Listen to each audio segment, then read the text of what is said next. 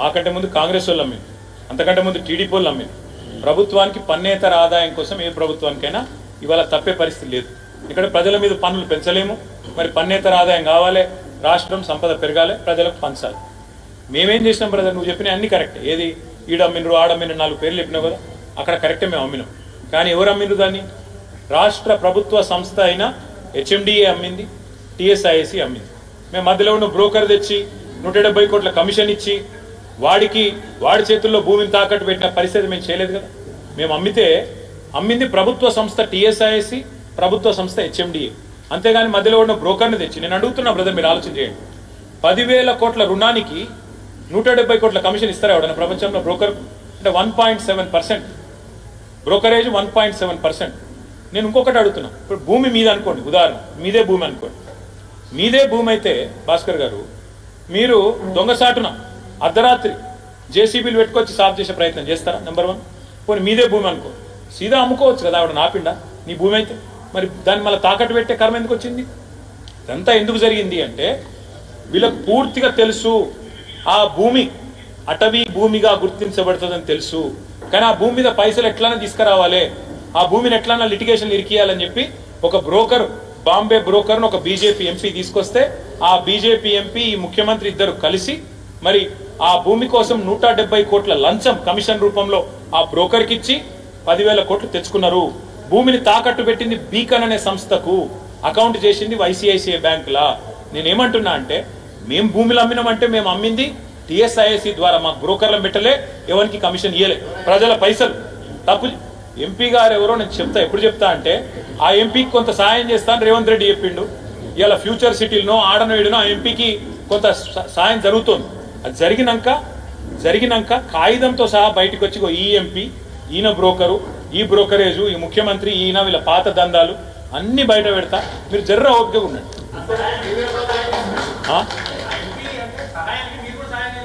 ఎట్లా అంటే దొంగ దొరకాలి కదా, మీ దొంగతనం కానీ ఏం చెప్తున్నాను, దొంగతనం అయినాక రెడ్ హ్యాండెడ్గా పట్టుకోవాలి కదా, సగంలో పట్టుకుంటే బాగుండదు కదా.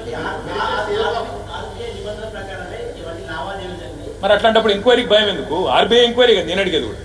ఆర్బీఐ నిబంధనల ప్రకారం అన్నీ చేస్తే నేను అడుగుతున్నా, మీరు చెప్పండి. నా ఒక్కటే మాట, స్థలం నీదైతే డైరెక్ట్గా అమ్మొచ్చు కదా, తాకట్టు ఎందుకు పెట్టినావు? మళ్ళీ అటంగా వేలం ఎందుకు అంటున్నావు? మరి అసెంబ్లీలో ఒకటి చెప్తావు, బయట ఒకటి చెప్తావు. మీ పిసిసి అధ్యక్షుడు నేను తాకట్టు పెట్టినా అంటాడు, నువ్వు పెట్టలేదంటావు. ఏది కరెక్టో మీరు అనుకోండి. ఫస్ట్ ఒక అర్రలో కూర్చొని, మొత్తం గాంధీ భవన్లో కూర్చుంటారా ఇంకొక అడుగు. అది ఎవడో పేపర్ ఒకటి రాసిండు, నాకేం సంబంధం స్వామి, ఆయన కలవడ్డదేమో, మాకేమి. మేము అన్నామా ఎక్కడన్నా మీకు చెప్పినామా? మేము చెప్పినామా? అరే ఎవడో ఒకడు అంటాడు, ఆయన నాకు అర్థం కాదు, ఆయన కలవడ్డదేమో.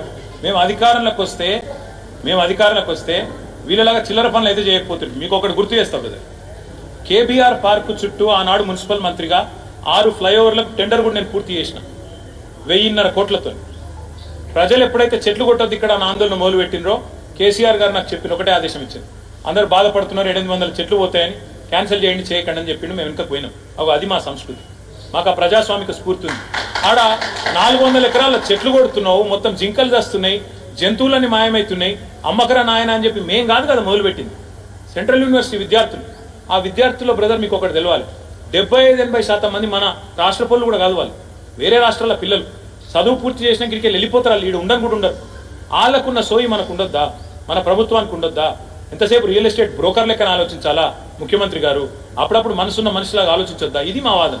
అందుకే నేనేం చెప్పినా, ఎవరన్నా కొంటే 1 ఇంచు కొన్నా మా ప్రభుత్వం మమ్మల్ని బద్నాం చేయొద్దు. ఇప్పుడు మేము 3 ఏళ్ల ముందు చెప్తున్నాం, ఎవడు కొన్నా ముమ్మాటికి దాన్ని రద్దు చేస్తాం, ఎట్టి పరిస్థితిలో కొనకండి, పార్టిసిపేట్ చేయకండి, ఈ స్కామ్ లో మీరు కూడా భాగస్వాములు అవుతారని చెప్తా ఉన్నాం. థ్యాంక్